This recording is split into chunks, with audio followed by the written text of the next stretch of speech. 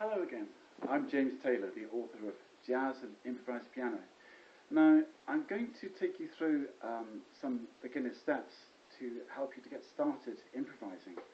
I say this because one of the hardest things that people find is actually to find riffs in, say, the blues scale from day one.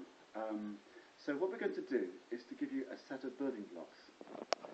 Now, first of all, we want to have a good solid framework of 4 beats in a bar, and this is important first of all. So we're going to be sort of counting 1, 2, 3, 4, because at some point we're going to add some left hand underneath. For the time being, we're just going to use the right hand and improvise a bit in the C blues scale.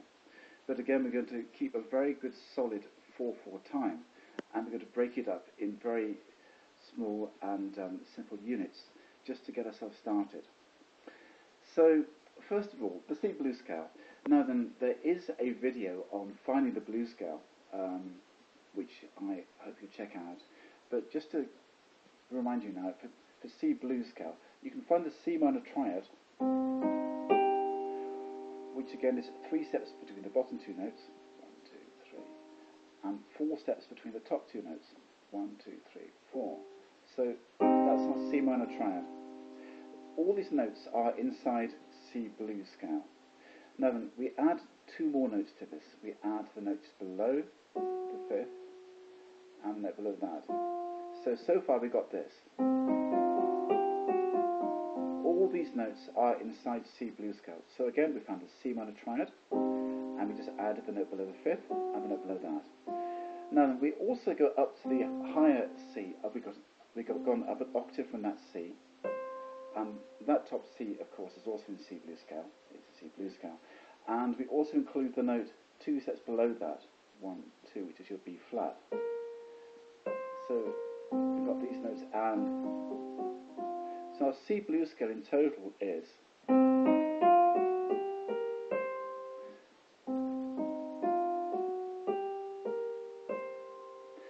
now then, the units that we're going to be looking at are simple units of 2 beats, 1 and 2, 1 and 2, using that rhythm. So it's 1, 2, 3.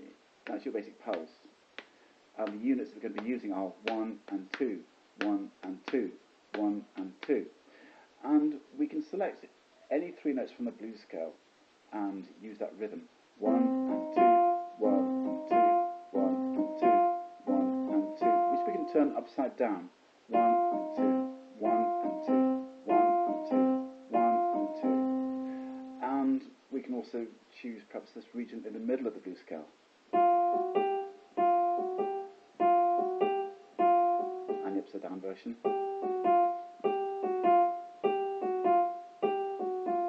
And then the upper part. And of course the inversion. So we got this so far. We got, and we can,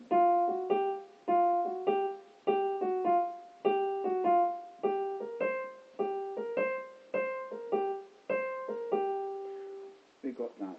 Notice that I'm not using the device that I raised in my jazz rhythm video, because obviously this is to get you started. That's a more advanced concept. We're just going 1 and 2, 1 and 2. So, right, we've got these various sections of the blues scale that we can use. And if we were to choose in the left hand a simple descending C, 2, 2, 1, 2, 1, 2, 1, 2, 1, 2, 1, 2, 1, 2. I'm afraid I can't show you both at the same time because I'm holding this camera with one hand. But if you put the 2 together, you get something like this.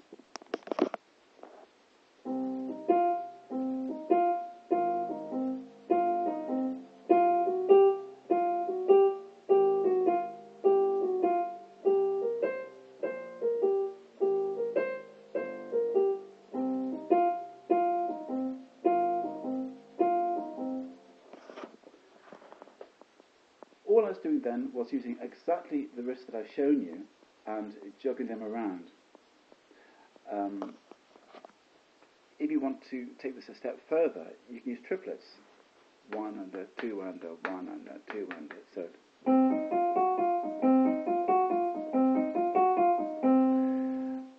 So here I'm going to play a bass note with every middle C that I play. So every time I play this note, I can play a left hand note. Left, left, left, left, left, left, left. And the left hand again is using C to B flat and A flat and G and C and B flat and A flat and G.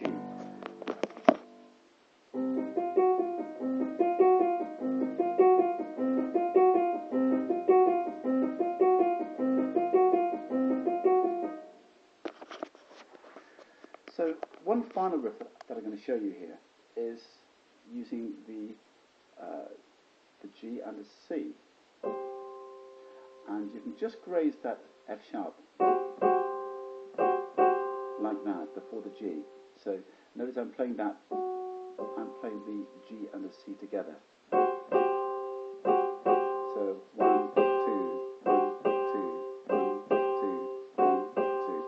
This of course is quite tricky because this comes with the first left hand note, but the second chord comes just before the next left hand note. I'll play them together now.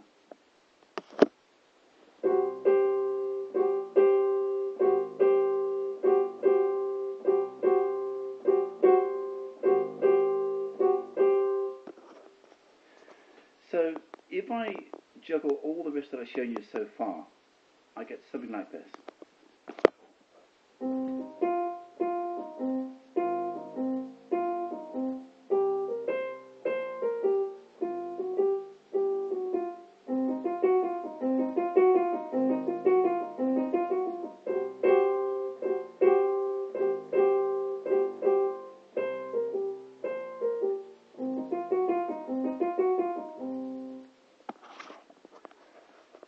I hope this has been helpful.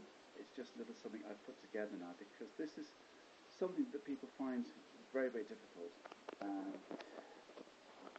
It's just a matter of exploring different groups of notes in the blues scale. You might explore this group first of all, then this group, and maybe go up in the octave higher as well. So just by exploring little groups and exploring different rhythms that you can use, you can learn how to improvise. The important thing is to keep your units consistent so that you get to feel exactly where each note or chord lies in terms of where it lies against the beat. This of course is important because you have to know how the beats relate to the left hand. Anyway, I hope that so far everything's been reasonably straightforward. Have fun with this.